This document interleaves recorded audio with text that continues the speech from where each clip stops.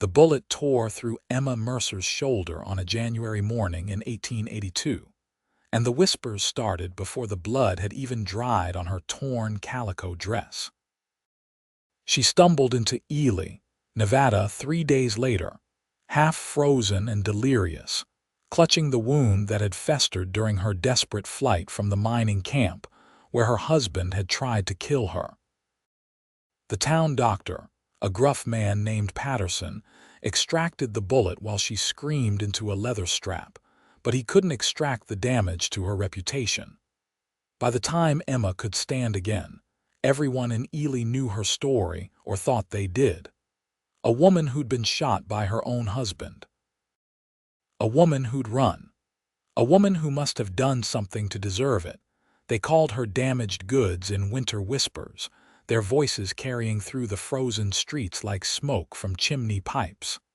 Emma heard them when she walked to the general store, her right arm still bound in a sling. She heard them when she tried to find work at the boarding house, the restaurant, even the laundry. Nobody wanted damaged goods working for them. Nobody wanted the bad luck she might bring. She was down to her last $2 when she finally found work mucking out stables at the edge of town. The owner, a weathered man named Hutchins, looked at her with something that might have been pity and said he'd pay her $1 a day if she could handle the work. Emma took the job without hesitation. She'd grown up on a farm in Missouri before everything had gone wrong. She knew horses and hard work. That was where Kaleb Lancaster first saw her. He'd ridden into Ely on a bitter cold morning in late January, leading a string of wild mustangs he'd caught in the Ruby Valley. Kaleb was 26 years old, tall and lean with dark hair that curled at his collar and eyes the color of aged whiskey. He made his living breaking horses and training them for ranchers across Nevada and Utah territory. It was solitary work that suited him fine. After losing his parents to cholera when he was 18 and watching his younger sister die the following winter, Kaleb had learned not to get too close to people. Horses were easier.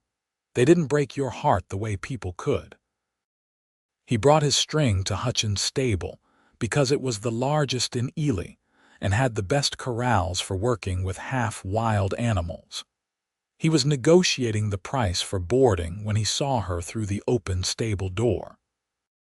She was small, maybe 5'3", with dark blonde hair pulled back in a braid that hung down her back.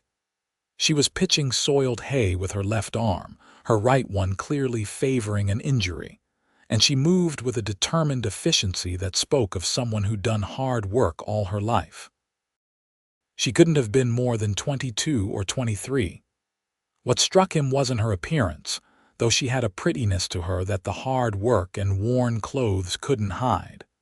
What struck him was the set of her jaw, the stubborn lift of her chin as she worked. She looked like someone fighting against the whole world. "Who's that?" Kaleb asked Hutchins. The older man followed his gaze and snorted. "That's Emma Mercer. Came into town a few weeks back, more dead than alive. Husband shot her up at the Silver Peak camp. She's been trying to scrape by ever since. I gave her work out of Christian charity, but most folks won't have anything to do with her." "Why not? Wasn't her fault she got shot." Hutchins shrugged. "People figure there must have been a reason. Woman gets shot by her husband. She must have driven him to it somehow. That's what they say anyway." Kaleb felt something hot and angry coil in his chest. He'd seen enough cruelty in his 26 years to know that evil didn't need a reason, and victims didn't deserve blame. "That's foolish talk." "Maybe so, but that's how it is." Hutchins spat tobacco juice into the dirt. "She's a hard worker, though, I'll give her that. Does the work of a man, even with that bad shoulder." Kaleb watched Emma for a moment longer, then turned back to his business. But throughout the day, as he worked with his mustangs in the corral, getting them used to the rope and his voice, he found his attention drifting to the stable where she worked. She never stopped moving, never complained, never asked for help even when he saw her struggling to lift a heavy water bucket with her injured arm. That night, Kaleb took a room at the boarding house and listened to the other men talk over supper. Someone mentioned Emma Mercer, and the conversation turned ugly fast. "Woman like that is nothing but trouble," said a miner named Griggs. "Heard her husband caught her with another man. That's why he shot her." "I heard she stole from him," another man added. "Took his money and tried to run." "Either way, she deserved what she got," Griggs concluded. "No decent woman ends up shot by her own husband." Kaleb set down his fork with enough force that it clattered against his plate. "You boys know any of that for fact, or are you just running your mouths?" The table went quiet. Griggs looked at him with narrowed eyes. "You defending her, stranger?" "I'm saying maybe you should know the truth before you ruin someone's name. Seems to me the only thing anyone knows for sure is that a man shot a woman and she nearly died. Nothing else is fact." Kaleb pushed back from the table. "I've known plenty of men who'd shoot a woman for no reason at all. Known plenty of women who didn't deserve half of what happened to them. Maybe you should consider that before you condemn someone." He left the dining room and went upstairs, his appetite gone. But he couldn't stop thinking about Emma Mercer, about the whispers that followed her, about the loneliness that must wrap around her like a shroud. That night, in the small room with frost coating the window, Kaleb did something he hadn't done in years. He prayed. It wasn't a formal prayer, not the kind his mother had taught him as a child. It was just a quiet conversation with whatever God might be listening. He prayed for the woman working alone in the stables, for her healing and her safety. He prayed that she'd find some measure of peace, and that people would show her kindness instead of judgment. And in the privacy of his own heart, he admitted something he barely understood himself. When he'd seen her today, working so hard despite her pain, there had been something perfect in her courage, something that had reached right into his chest and squeezed his heart. Over the next week, Kaleb found reasons to spend time at the stable. His Mustangs needed work, after all, and Hutchins' corrals were the best place for it. He worked with each horse patiently, teaching them to accept a saddle, to respond to the reins, to trust a human rider. And he watched Emma. She never spoke to him directly, though sometimes he'd catch her watching him work with the horses. She had a way with them too, he noticed. When she brought them water or hay, she'd speak softly to them, running her good hand along their necks. Even the wildest Mustang would settle under her touch. On the 8th day, one of his horses got spooked by a dog that ran barking into the corral. The Mustang reared and kicked, scattering the other horses and knocking over the water trough. Kaleb was in the middle of the chaos, trying to calm the panicked animals, when he saw Emma slip through the fence rails. "Get out," he shouted. "They'll trample you." But she didn't listen. She walked straight toward the spooked Mustang, her left hand outstretched, making a low crooning sound in her throat. The horse's ears flicked toward her. She kept walking, kept making that soothing sound, and incredibly, the Mustang's head lowered. By the time she reached him, the horse was calm, nuzzling at her palm. The other horses settled quickly after that. Emma stroked the Mustang's neck for a long moment, then turned and walked back out of the corral without saying a word. Kaleb followed her. That was dangerous. "They were scared," she said simply. "Scared animals just need someone to be calm around them. You could have been killed." She looked at him then, really looked at him for the first time. Her eyes were green, he realized, the color of spring grass. "I've been through worse than a spooked horse, Mr. Lancaster." So she knew his name. That surprised him. "It's Kaleb, and you're Emma." "Mrs. Mercer," she corrected, though there was no warmth in the title. "Your husband's still alive, I don't know. I didn't stop to check after he shot me." Her voice was flat, matter of fact. "I grabbed what I could and ran. Walked for 3 days before I made it here." Kaleb felt that hot anger coil in his chest again. Any man who'd shoot a woman deserves whatever comes to him. That's not what people in town think. Emma turned away, picking up the pitchfork again. "They think I must have done something terrible to drive him to it. People are fools." "Maybe." She went back to work, clearly dismissing him, but Kaleb didn't leave. "You're good with horses, grew up with them." "I could use help with the Mustangs. Breaking them goes faster with 2 people. I'd pay you." Emma stopped working and looked at him with suspicion. "Mr. Hutchins already pays me. This would be an addition, $1 a day, same as you're getting now, so $2 total." "Why would you offer me that?" Kaleb met her eyes steadily. "Because you're good with horses and I need help. And because everyone deserves a fair shake, regardless of what people whisper about them." She studied him for a long moment, and he could see her weighing the offer, looking for the trap. Finally, she said, "I work for Mr. Hutchins from dawn until noon. After that, I could help you. That suits me fine. And I want to be clear about something, Mr. Lancaster. I'm not looking for charity and I'm not looking for anything else either. This is just work, nothing more." "Understood," Kaleb said, though something in his chest tightened at her words. "Just work." They shook on it, her small hand calloused and strong in his. Working together changed everything, though neither of them acknowledged it at first. Emma proved to be as skilled as Kaleb had suspected. She understood horses intuitively, knew when to push and when to back off, knew how to read the subtle signals in their ears and eyes. With her help, the Mustangs gentled faster than they ever had when he worked alone. They didn't talk much at first. They'd work for hours with only the sounds of the horses and their own brief instructions breaking the silence. But gradually, as the days passed and February arrived with its brittle cold, they began to share small pieces of themselves. Emma told him about growing up in Missouri, about her father's farm and the horses she'd helped raise. She'd married Jacob Mercer when she was 19, desperate to escape a father who drank too much and hit too hard. Jacob had seemed kind at first, but kindness had a way of curdling once the wedding was over.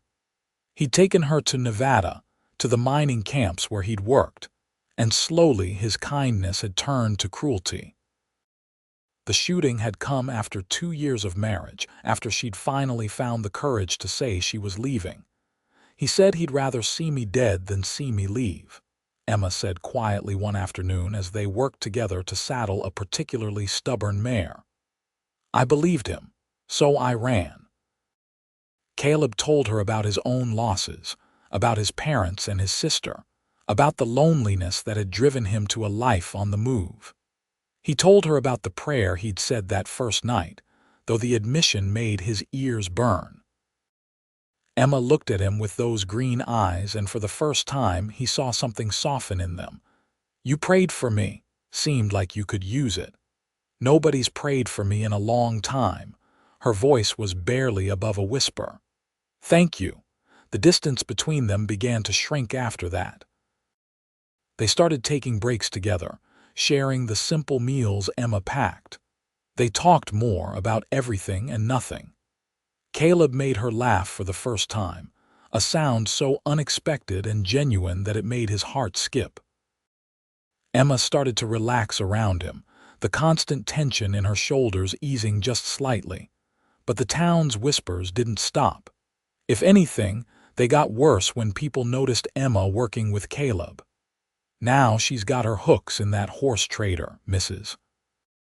Patterson said loudly enough for Emma to hear when she passed on the street.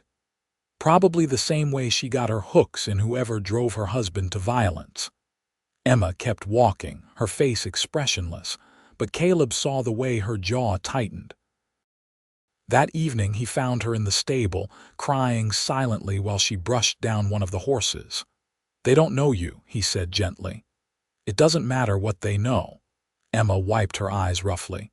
"It only matters what they believe, and they believe I'm ruined, damaged, not worth anything." Kaleb stepped closer carefully, giving her room to move away if she wanted. She didn't. You want to know what I believe? What? I believe you're one of the strongest people I've ever met. I believe you survived something that would have broken most people. I believe you work harder than anyone in this town and never complain. I believe you have a gift with animals that's almost magical. And I believe that anyone who can't see all that is a fool. Emma looked up at him, her eyes bright with tears. You barely know me. I know enough. He reached out slowly and brushed a tear from her cheek with his thumb. I know more than enough. Something shifted in that moment, something neither of them could name but both of them felt. Emma didn't pull away from his touch. Kaleb didn't drop his hand. They stood there in the dim stable, the winter wind howling outside, and acknowledged without words that this had become more than just work, more than just kindness. I'm still married, Emma whispered. Legally, I mean. Even if I don't know if Jacob's alive or dead, I'm still his wife. I know. And people already think the worst of me. If they knew I had feelings for you, it would only confirm everything they believe. I know that too. So what do? Kaleb let his hand fall away, though it cost him. We take it slow. We keep working together. We let things develop as they will. And we don't let this town's judgment dictate how we feel or what we do. Emma nodded slowly. I'm scared, Kaleb. I'm scared to feel this way about someone. Last time I trusted a man, I ended up with a bullet in my shoulder. I'm not him, Kaleb said firmly. I would never hurt you, Emma. Never. How can I believe that? Time, he said simply. Give it time and I'll prove it to you. So they gave it time. Through the rest of February and into March, they worked together every day. The Mustangs were sold off one by one to local ranchers, but Kaleb kept finding reasons to stay in Ely. He took on work breaking horses for other people, always hiring Emma to help. They were a team now, and everyone could see it. The whispers continued, but something else began to happen too. The ranchers who bought Kaleb's horses started to see Emma's skill for themselves. They saw how she could gentle an ornery stallion with just her voice and her patience. They saw how the horses she worked with were calmer, better trained, more responsive than others. Slowly, grudgingly, some of them began to show her a measure of respect. It wasn't enough to change the town's opinion entirely, but it was something. Emma felt it, that tiny shift, and it gave her hope. Kaleb felt himself falling deeper in love with her every day, though he was careful not to say so. He saw the way she was healing, both physically and emotionally, and he didn't want to rush her. Her shoulder was getting stronger, and she could use both arms equally now. The haunted look in her eyes was fading, replaced by something that looked almost like peace. They talked about everything during those long days working together. Emma told him about her dreams, about wanting to have her own small ranch someday, a place where she could raise horses and maybe a few cattle.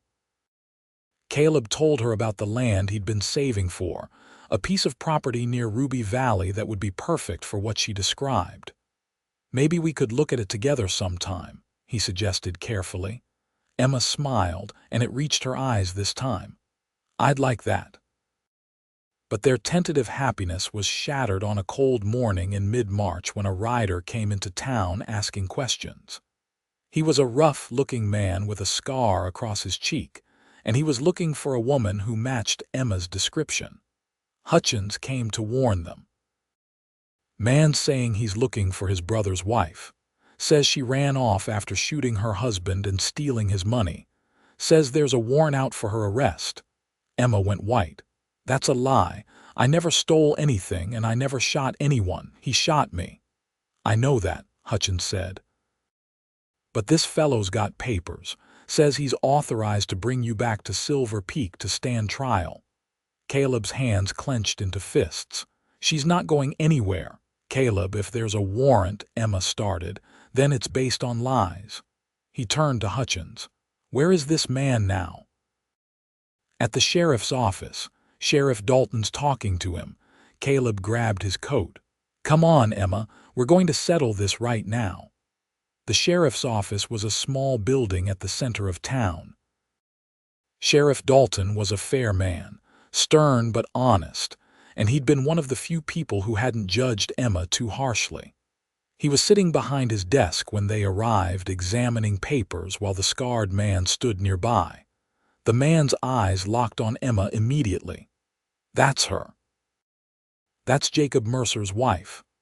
"I'm Emma Mercer," she said, lifting her chin.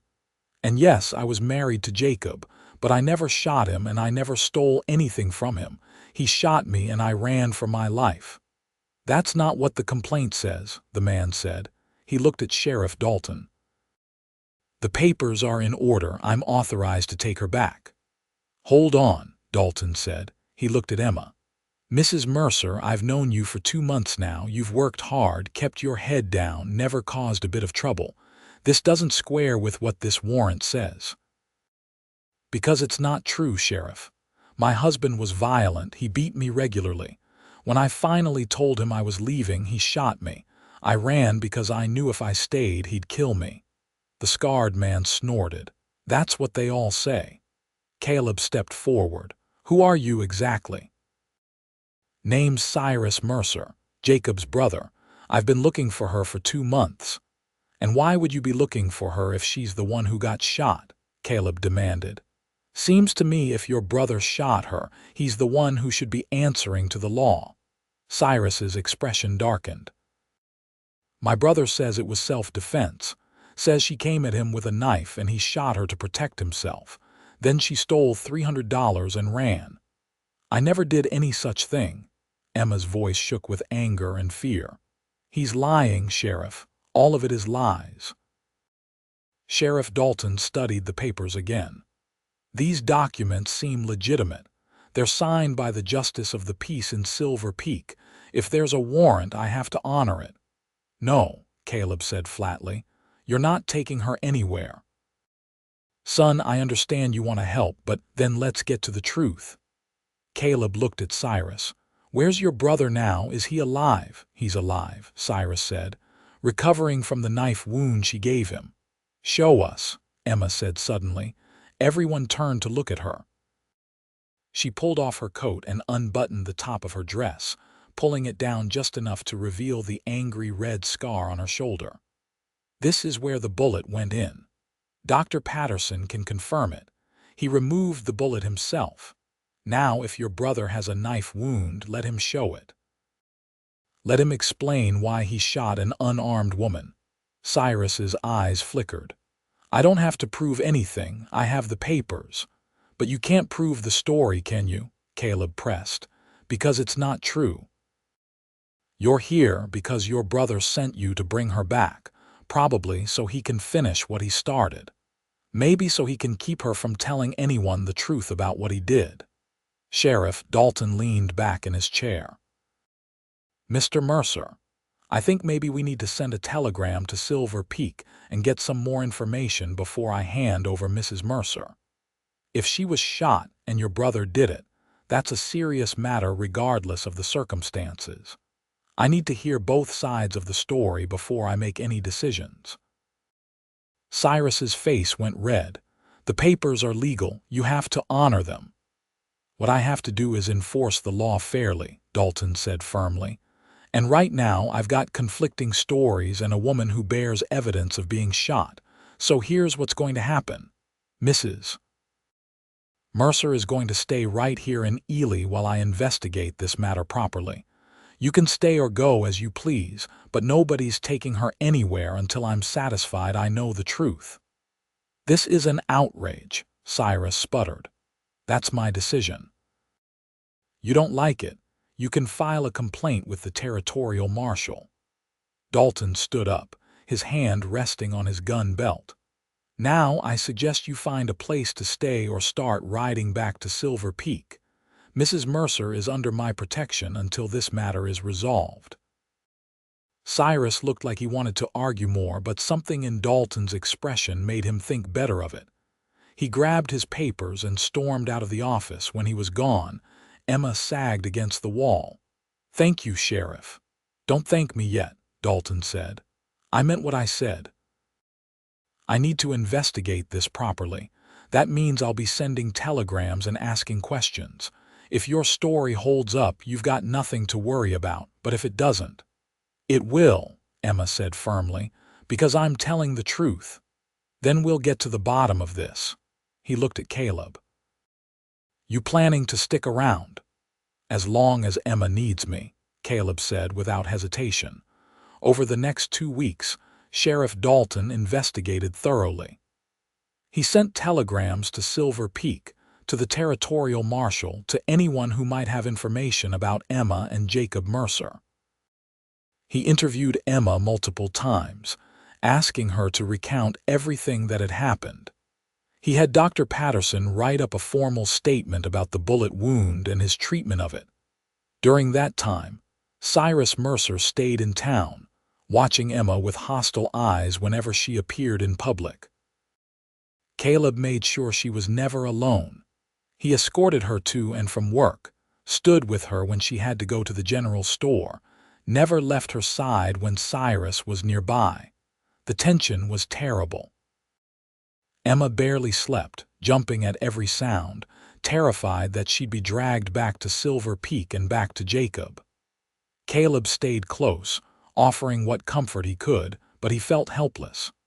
For the first time since they'd met, Emma withdrew from him slightly, her fear building walls between them. "I can't ask you to keep doing this," she said one evening as they finished working with the horses. "You have your own life, Kaleb. You can't keep putting it on hold for me." "Yes, I can," he said simply. "Emma, don't you understand? There's nowhere I'd rather be than right here with you." He stopped himself, knowing this wasn't the right time for declarations. "You what?" He looked at her, this woman who'd been through so much and was still standing, still fighting. "I care about you.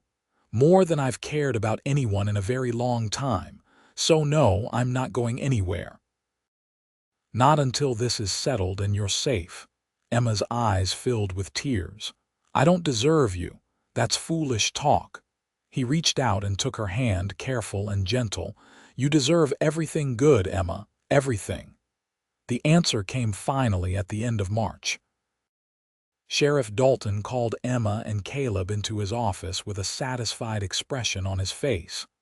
"Got responses to my telegrams," he said.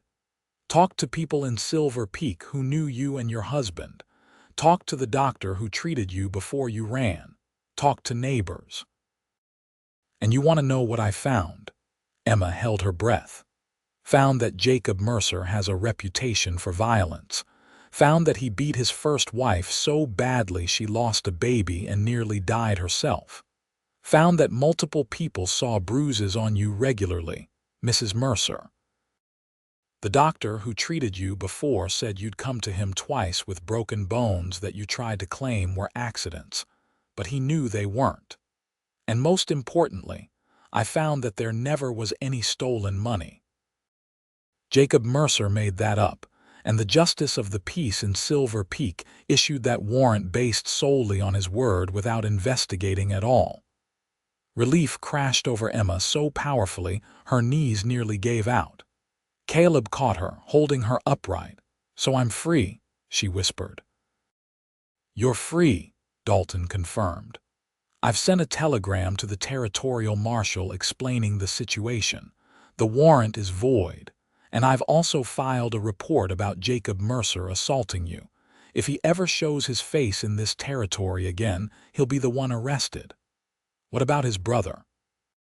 Kaleb asked. "Cyrus left town this morning, must have figured out which way the wind was blowing." Dalton smiled slightly. "Mrs. Mercer, you're cleared of all charges. You can stop looking over your shoulder now." Emma started crying, great heaving sobs of relief and release. Kaleb wrapped his arms around her, holding her close, and she clung to him like he was the only solid thing in a shifting world. "Thank you," she managed to say to Dalton between sobs. "Thank you so much.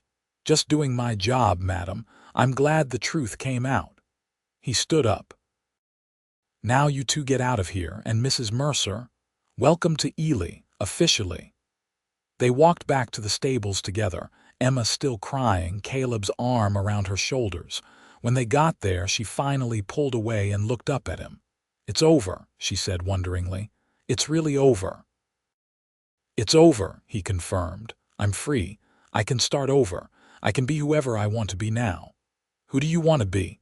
Emma wiped her eyes and smiled, really smiled, the kind of smile that lit up her whole face.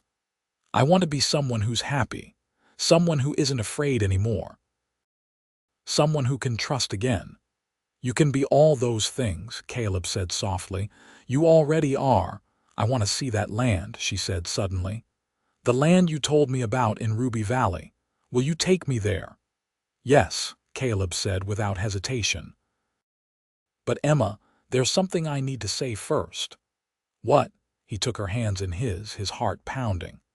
"These past 2 months working with you, getting to know you, they've been the best of my life.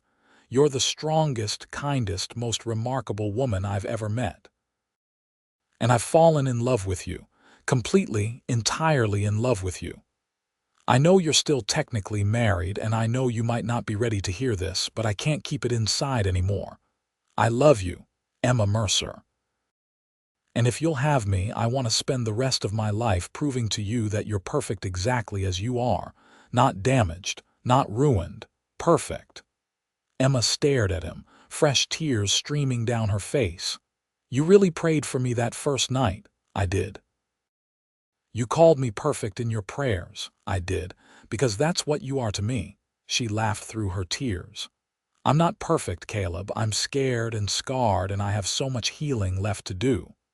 Then let me help you heal. Let me stand beside you while you do. Let me love you the way you deserve to be loved." Emma reached up and cupped his face in her hands. "I love you too. I think I have for weeks now, but I was too afraid to admit it. Too afraid to believe I could have something good after everything that happened, but I'm not afraid anymore. Not when I'm with you."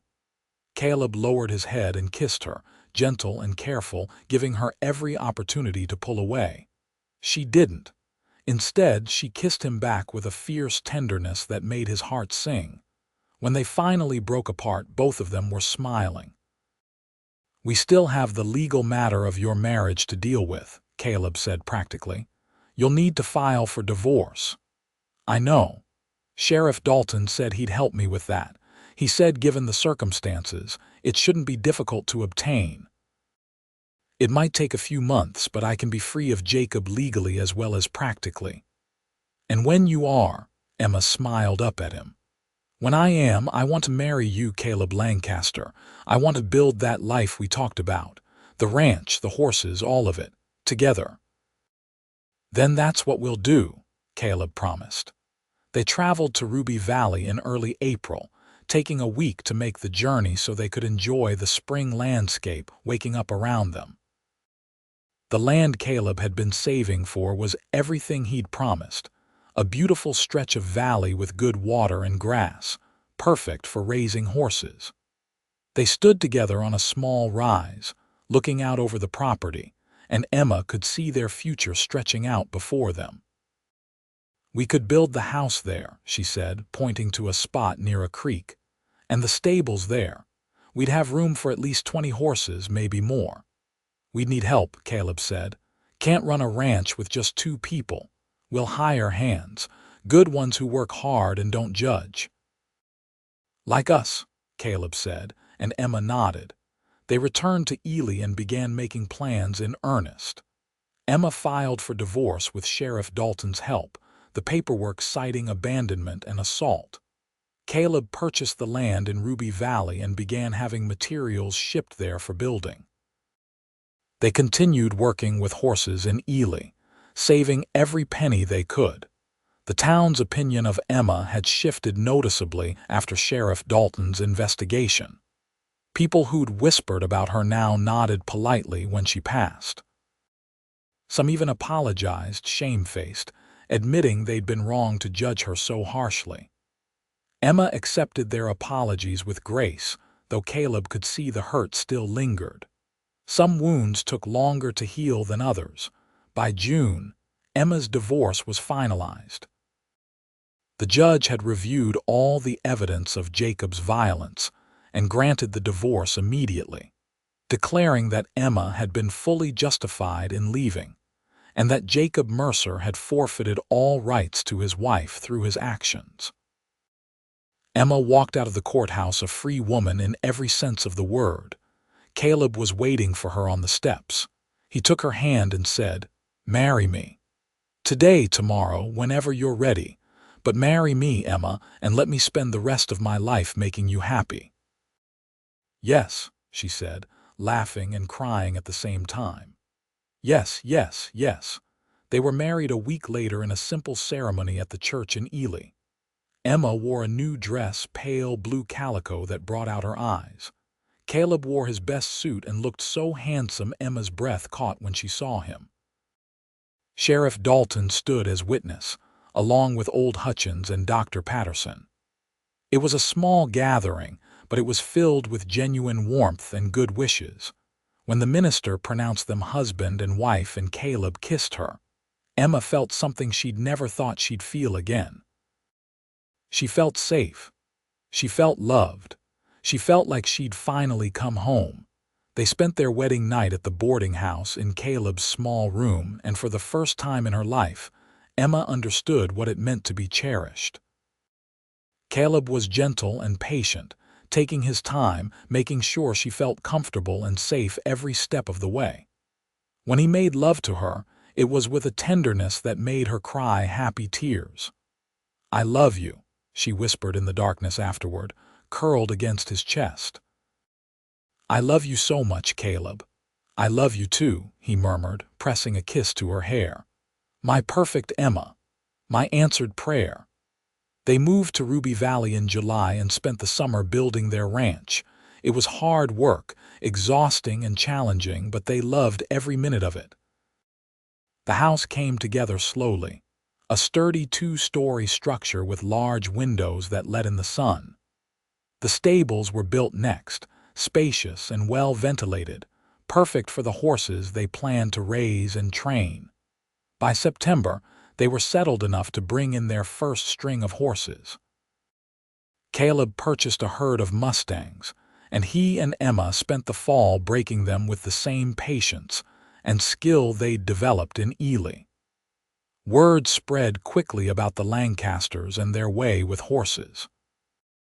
Ranchers started coming from all over Nevada and Utah Territory, wanting horses trained by the couple who could gentle the wildest Mustang. The ranch prospered. By the end of their first year, they were making enough money to hire 2 ranch hands, young men who were hard workers and respectful. Emma managed the books and the household while still working with the horses every day. Kaleb handled the training and the business negotiations. They were a perfect team, complementing each other's strengths and supporting each other's weaknesses. On their first anniversary, Kaleb took Emma up to the rise where they'd first looked out over the valley together. They sat in the grass, watching the sunset paint the sky in shades of gold and pink, and Kaleb pulled out a small velvet box. "I meant to give this to you on our wedding day," he said. "But I wanted to wait for the right moment." Inside the box was a delicate gold ring with a small green stone that matched her eyes. Emma gasped when she saw it. "It's beautiful," she breathed. "Not as beautiful as you." Kaleb slipped it onto her finger beside her simple wedding band. "This past year has been the happiest of my life, Emma. Thank you for taking a chance on a lonely cowboy who was foolish enough to fall in love at first sight." Emma kissed him, long and sweet. "Thank you for seeing me when everyone else looked away. Thank you for calling me perfect when everyone else called me damaged. Thank you for being exactly who you are." "I prayed for you," Kaleb said softly. "But I think maybe God sent you to save me too. I was so lonely before I met you, Emma, so closed off from the world. You brought me back to life." "We saved each other," Emma said. "That's what love does, I think. It saves us from ourselves." They sat together as the sun set, wrapped in each other's arms, and talked about the future. They wanted children, they agreed, a whole houseful of them if they were blessed.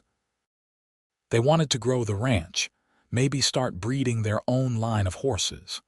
They wanted to grow old together, right here in this valley, surrounded by the life they'd built together. The future they dreamed of began to unfold exactly as they'd hoped.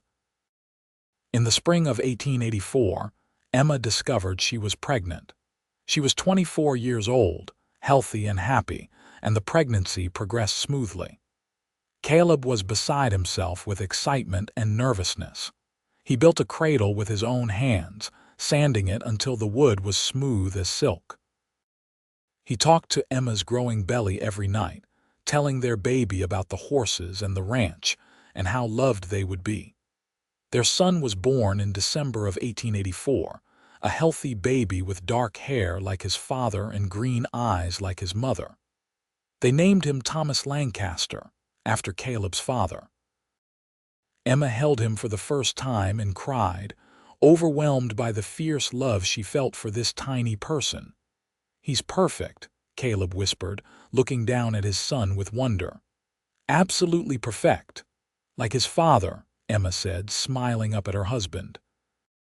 Thomas was an easy baby, content and curious. As he grew, he showed the same affinity for horses that both his parents had. By the time he could walk, he was toddling around the stables, fearless around even the biggest horses. The ranch hands joked that the boy had been born in a saddle. In 1886, Emma gave birth to their second child, a daughter they named Rose. She had Kaleb's dark hair and her mother's delicate features, and she was spoiled rotten by everyone on the ranch. Where Thomas was quiet and observant, Rose was loud and energetic, charging through life with absolute confidence. The ranch continued to thrive. By 1887, the Lancasters were known throughout the territory as the best horse trainers around. They'd expanded their operation, breeding as well as training, developing a line of horses that were prized for their intelligence and temperament. They employed 6 ranch hands now, good men who were loyal and hardworking. Emma never forgot what it felt like to be judged and cast aside. She made a point of hiring people others had given up on, men who'd made mistakes and deserved second chances, a widow who needed work to support her children, a young man with a bad leg that made other ranchers pass him over. Under Emma's guidance, they all thrived, grateful for the opportunity to prove themselves. "You're building more than a ranch," Kaleb told her one evening as they watched their crew working in the corrals. "You're building a family." "Everyone deserves to belong somewhere," Emma said. "Everyone deserves to be seen for who they really are, not just their worst moments." In 1889, their third child was born, another son they named James. He was the most challenging of their children, colicky and fussy, but Emma and Kaleb weathered it with patience and humor. Thomas, now 5, was fascinated by his baby brother. Rose, at 3, was less impressed, declaring that babies were boring and she wanted a puppy instead. The years passed in a blur of work and love and laughter. The children grew, the ranch prospered, and Emma and Kaleb's love deepened with every passing season. They'd weathered droughts and harsh winters, sick livestock and difficult clients, but they'd weathered it all together, their partnership unshakable. On their 10th anniversary, they hosted a party at the ranch. It was a huge celebration, with friends and neighbors coming from all over the territory. Sheriff Dalton made the trip from Ely, now retired but still sharp as ever. Old Hutchins came too, proud as could be of the success his former stable hand had achieved. Even Dr. Patterson attended, bringing his wife. Emma stood on the porch of the house she and Kaleb had built, watching the festivities, and felt overwhelming gratitude wash over her.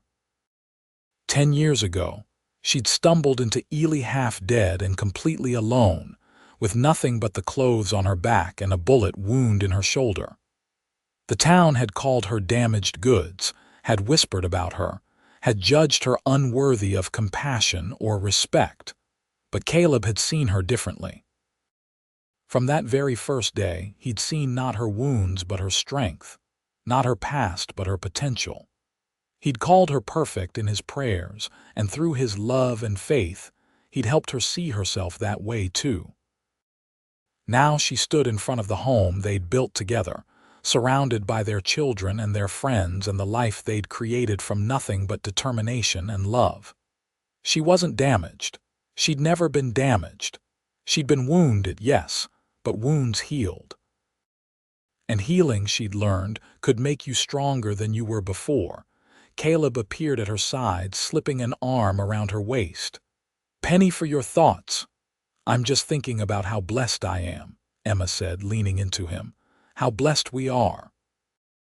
"More blessed than I ever imagined possible," Kaleb agreed. He looked out at the scene before them, at Thomas teaching little James how to rope a fence post while Rose chased one of the ranch dogs in circles. "Do you remember that first day I saw you? You were mucking out stables with one good arm, looking like you were ready to fight the whole world." "I remember," Emma said softly. "I thought you were going to be like all the others. I thought you'd look at me and see only my shame." "I looked at you and saw courage," Kaleb said. "I saw someone who refused to quit despite everything she'd been through. I saw someone beautiful and strong and perfect. You gave me hope when I'd forgotten what hope felt like," Emma said, turning to face him. "You loved me when I didn't know how to love myself. You saved me, Kaleb." "We saved each other," he corrected, echoing her words from years before. He cupped her face in his hands. "I was just a lonely cowboy before I met you. You gave me a family, Emma. You gave me a home. You gave me a reason to stop running and start living." Emma kissed him, not caring who might see, pouring 10 years of love and gratitude into that kiss.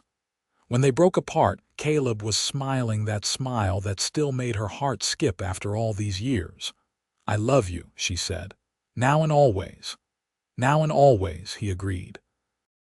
The party continued into the evening, with music and dancing and plenty of food.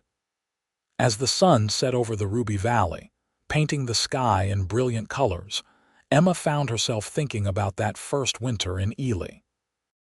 She thought about the whispers that had followed her, the judgment that had nearly broken her.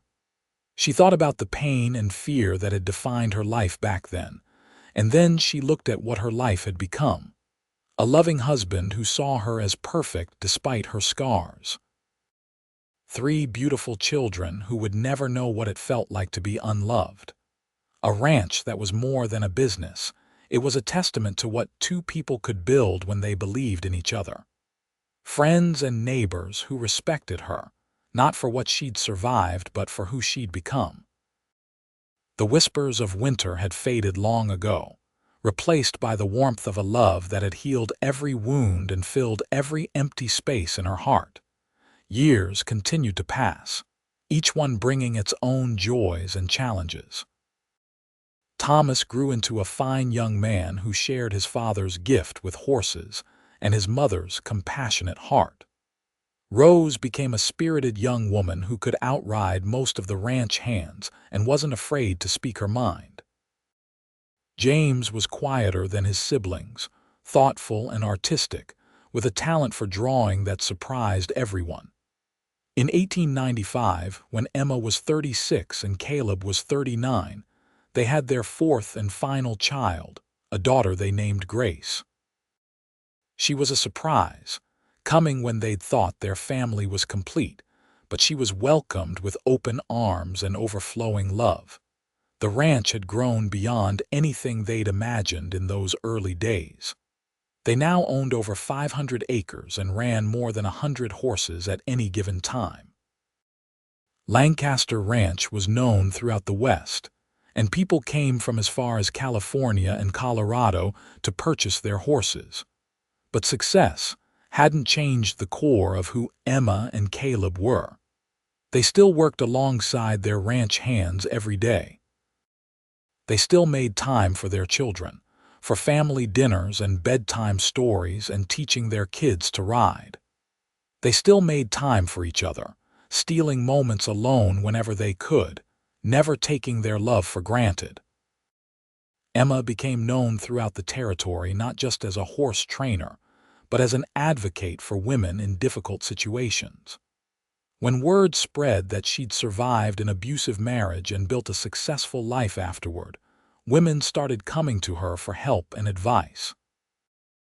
Emma welcomed them all, offering shelter when they needed it, work when they were able, and always, a listening ear and compassionate heart.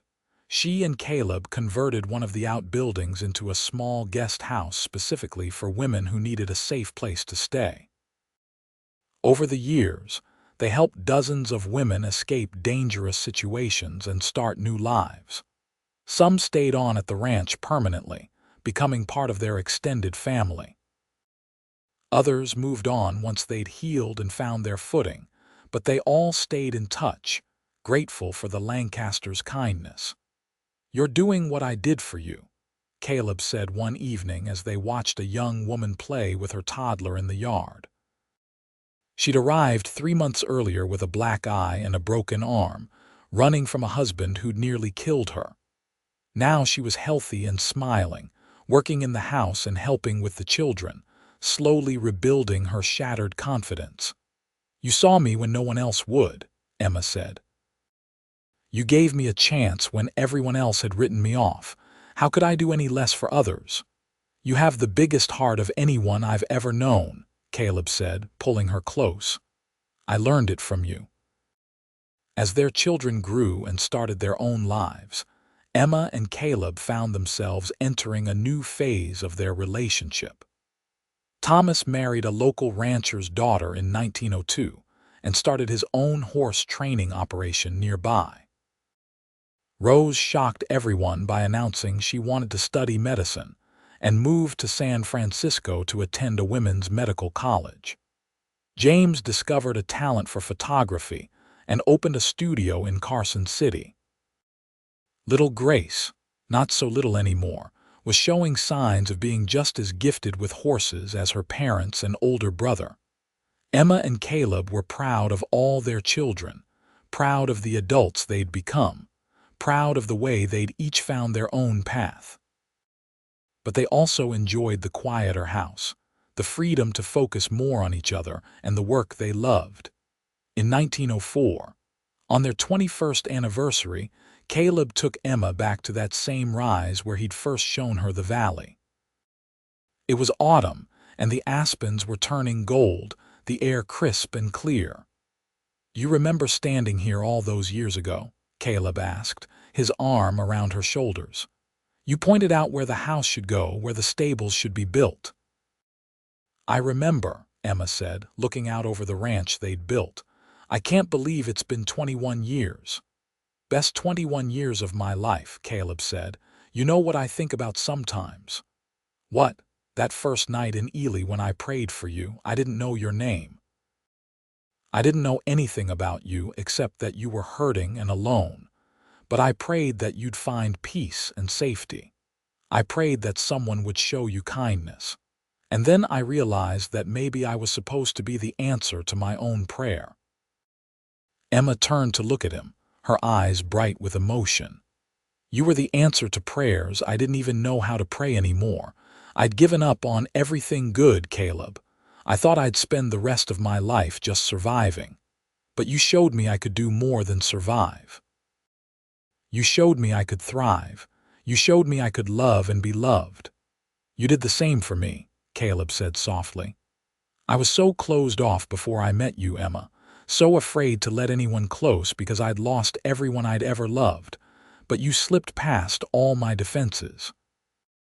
You made me believe in love again. You made me believe in family and home and forever." "We found each other at exactly the right time," Emma said, "when we both needed saving. And we've been saving each other ever since," Kaleb agreed. They stood together on that rise as the sun set, the same way they had so many times before, and Emma felt the same profound gratitude she'd felt on their 10th anniversary, only deeper now, richer. She thought about the scared, wounded woman she'd been when she'd stumbled into Ely all those years ago. She thought about the whispers that had followed her, the judgment that had nearly destroyed her, and she thought about the cowboy who'd looked past all of that and seen her true self, who'd called her perfect in his prayers when everyone else called her damaged, who'd loved her with a steadfast devotion that had never wavered in over 2 decades. "I love you, Kaleb Lancaster," she said, the words as true now as they'd been the first time she'd spoken them. "I will love you until the day I die and beyond." "And I love you, Emma Lancaster," he replied, kissing her softly. "You are and always will be the answer to every prayer I ever prayed, the fulfillment of every dream I ever dreamed. You're my home, my heart, my everything." As darkness fell over Ruby Valley and the stars began to appear overhead, Emma and Kaleb made their way back down the rise to the house where their family waited. Grace had promised to make dinner, and they could see the warm glow of lamplight in the windows. Emma paused at the front door and looked back at the land they'd built their life on. The stables where they'd trained thousands of horses, the guest house where they'd sheltered so many women in need, the corrals where their children had learned to ride, the fields where they'd worked and laughed and grown old together. This was their legacy, she realized. Not just the successful ranch or the fine horses, but the love they'd built here. The family they'd created, both biological and chosen. The second chances they'd given and received. The proof that damaged goods was a lie, that everyone deserved compassion and opportunity, that love really could heal all wounds. "Coming?" Kaleb asked from inside the house. Emma smiled and stepped through the door into the warmth and light, into the home they'd made, into the life they'd built from broken pieces and answered prayers. She was home. She was loved. She was, despite everything she'd survived and every scar she carried, exactly as Kaleb had always seen her. She was perfect. The years that followed were gentle ones, full of the quiet joys that come with a life well lived.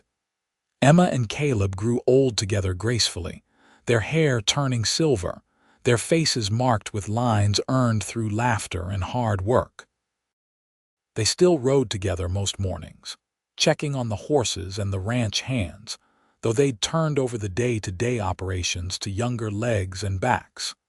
Thomas took over as the primary horse trainer, with his own children now learning the family trade. Rose returned to Nevada after medical school and opened a practice in Ely, where she became known as a doctor who would treat anyone regardless of their ability to pay. James's photography career flourished, and his images of the American West were published in magazines across the country. Grace married one of the ranch hands, a good man who loved her deeply, and they settled on a piece of land adjacent to the main ranch. Emma and Kaleb became grandparents many times over, their house filled with the sounds of grandchildren's laughter during holidays and summer visits. They told their grandchildren stories about the old days, about wild mustangs and hard winters and building something from nothing. But the story they told most often was how they'd met and fallen in love. "Grandpa saw Grandma working in the stables and knew right away she was special," they'd tell the children. "Grandma was the bravest woman I'd ever met," Kaleb would add, looking at Emma with the same love in his eyes he'd had decades earlier. "And Grandpa was the kindest man I'd ever known," Emma would continue, reaching for his hand. The grandchildren would listen with wide eyes, not knowing the full truth of Emma's past, not needing to know. They just needed to know that their grandparents loved each other deeply and completely, and that love had built the family and the ranch that surrounded them. In the spring of 1915, Emma fell ill with pneumonia. She was 56 years old, still strong and vital, but the illness was severe. For 2 weeks, She fought it while Kaleb never left her bedside. Rose came from Ely and used all her medical knowledge to help her mother, but ultimately, Emma's own strength and determination pulled her through. When she finally recovered, weak but alive, Kaleb held her hand and said with tears in his eyes, "I prayed for you again. Just like that first night in Ely, I prayed that you'd come back to me." "I'll always come back to you," Emma promised. "We have too much life left to live together." And they did. They lived to see their youngest grandchild born and their oldest grandchild marry. They lived to see the ranch continue to thrive under Thomas's management. They lived to see the world change around them, automobiles replacing horses on the roads, electricity coming to even remote ranches like theirs. But through all the changes, their love remained constant. Every night, Kaleb would hold Emma close and thank God for bringing her into his life. Every morning, Emma would wake up grateful for another day with the man who'd seen past her wounds to her heart. They celebrated their 40th anniversary in 1924 with a huge party that brought together 4 generations of family and friends from across the West. Emma was 65 and Kaleb was 68, but they still danced together like young lovers, moving slowly across the floor while everyone watched with tears in their eyes. 40 years, Emma marveled as they swayed to the music.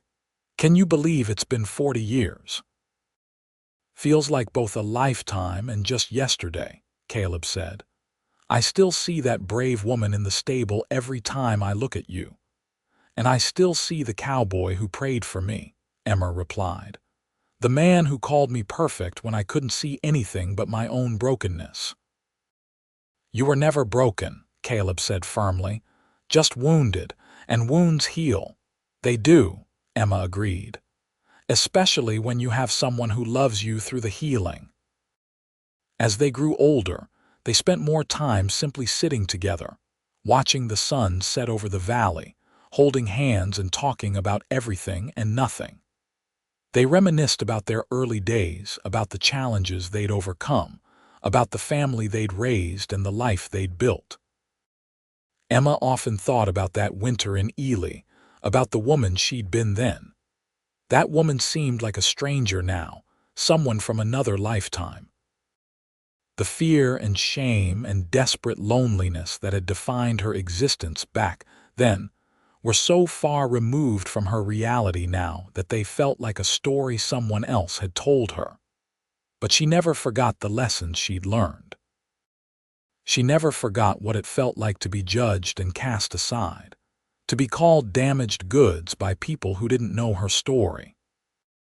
And she never stopped helping other women who found themselves in similar circumstances, offering them the same compassion and opportunity Kaleb had offered her all those years ago. In 1928, Kaleb's health began to fail. He was 72 years old, and a lifetime of hard work had taken its toll on his body. He didn't complain, but Emma could see him slowing down, could see the pain in his eyes even as he tried to hide it from her. That winter, they spent most of their time in the house, keeping warm by the fire, surrounded by their children and grandchildren who visited constantly. Kaleb still had his sharp wit and his gentle humor, making everyone laugh even as his strength faded. One evening in early December, as snow fell softly outside, Kaleb took Emma's hand and said, "I need to tell you something." "What is it?" Emma asked, though she thought she knew. She could see it in his eyes, the acceptance of what was coming. "I'm not afraid," Kaleb said softly. "I've had the most wonderful life, Emma. You gave me everything I ever wanted and more than I ever dreamed possible. If I die tomorrow, I'll die the happiest man who ever lived." "Don't talk like that," Emma said, even though tears were streaming down her face. "You're not going anywhere." "We both know that's not true," Kaleb said gently. "But it's all right, my love. We've had 44 years together. 44 years of love and laughter and building a life that will outlast both of us. Our children are grown and happy. Our grandchildren are thriving. The ranch is secure. And most importantly, you're going to be all right." "I won't be all right without you," Emma protested. "Yes, you will," Kaleb insisted. "You're the strongest person I've ever known, Emma. You survived things that would have destroyed most people. You'll survive this too." "I don't want to survive it. I want you to stay." Kaleb pulled her close, holding her as tightly as his weakened body would allow. "I would stay if I could. I would stay forever. But since I can't, I need you to promise me something, anything. Promise me you'll keep living. Really living, not just surviving. Promise me you'll keep helping the women who need it. Promise me you'll spoil our grandchildren rotten. Promise me you'll watch the sunset over our valley and remember all the good times we had. Promise me you'll be happy, Emma." "I'll try," Emma whispered, though her heart was breaking. "That's all I ask." Kaleb kissed her forehead. "I love you, Emma Lancaster. Loving you has been the greatest privilege of my life. You were and are perfect exactly as you are." Kaleb Lancaster died peacefully 3 days later, surrounded by his family with Emma holding his hand. His last words were a prayer of thanksgiving for the life he'd been given and the woman he'd loved. Emma was devastated by his death, but she kept her promise. She kept living. She continued to work with the horses when she was able, continued to help women who needed sanctuary, continued to be a loving presence in her children's and grandchildren's lives. The grief never fully left her, but it softened over time, becoming something she could carry.